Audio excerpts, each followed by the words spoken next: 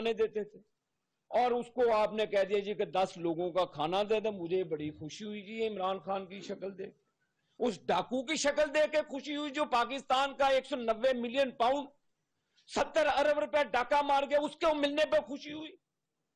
काश आपको वो मजलूम गरीब जो बेगुनाह लोग जेलों में बंद हैं, जो आपके फैसलों के मुंतजर हैं, शायद आपको उनके फैसले करते खुशी होती, शायद आपको इंसाफ मुहैया, नवाज शरीफ बेगुनाह को इंसाफ मुहैया करते हुए खुशी होती। लेकिन नहीं, बात यहां पर खत्म नहीं होती।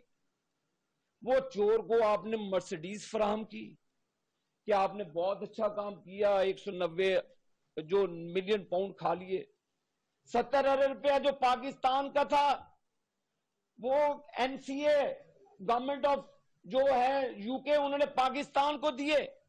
नेशनल क्राइम एजेंसी यूके की, उन्होंने पाकिस्तान को पैसे दिए कि ये आपका लूटा हुआ टैक्स पेस का पैसा ले ले।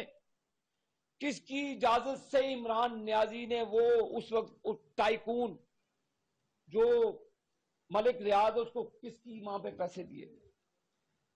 आज तो आपने डाकों को लीगल करवा दिया कि जो डाका मारे उसको मर्सिडीज देंगे, जो डाका मारे उसको अपना रेस्ट हाउस देंगे, जो पाकिस्तान का सबसे बड़ा डाका मारे उसको आप 10-10 लोगों को मिलने की इजाजत भी देंगे।